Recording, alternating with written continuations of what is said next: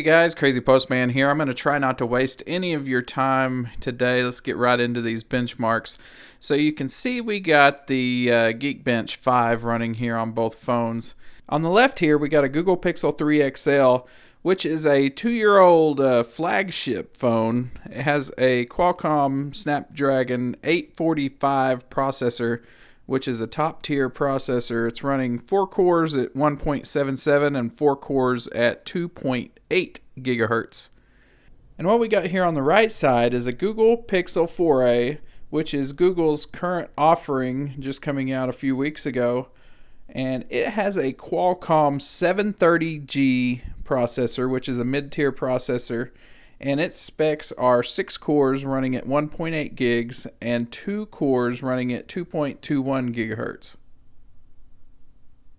We got our final scores here on the Geekbench test. It looks like the Pixel 3 XL running a processor that came out in the 2018s just barely squeaked ahead on the multi-core test. So over there on the right side, the Google Pixel 4a, the mid-range offering, it is running that 730G processor, which is from early 2019.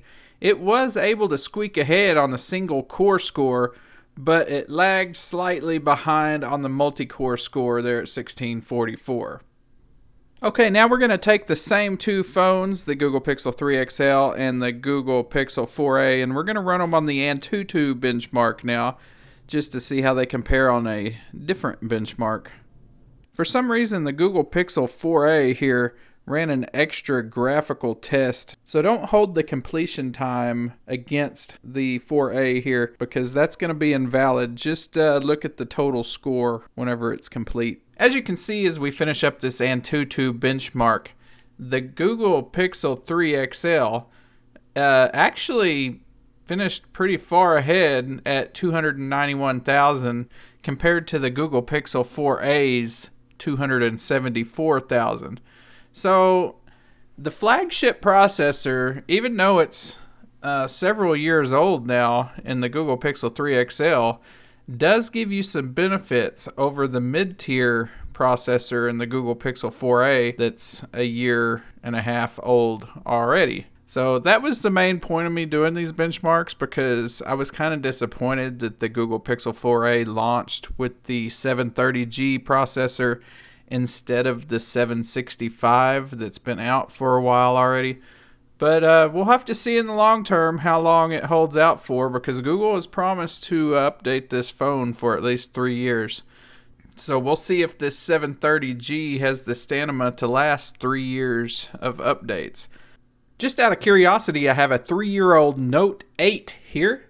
So let's run this test again just real quick, just to compare these two phones to a Snapdragon 835 phone. Thanks for watching this quick comparison between the Pixel 3 XL and the Pixel 4a. I appreciate you watching, and if you would like, hit that like and subscribe button down there. And leave me a comment. Let's talk about this down in the comment section.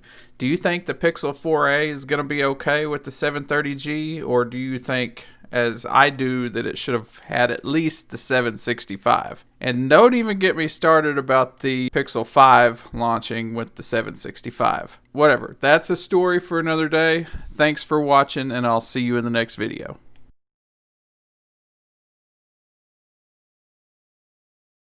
Running a Qualcomm Snapdragon.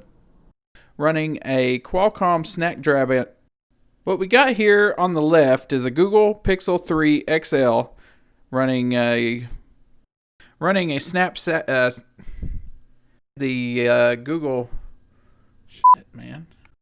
mid-range. To learn to fix your booting problems, tap more info. What are y'all doing down there? I'm not talking to you.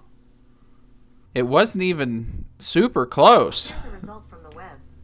Hush. I'm not talking to you.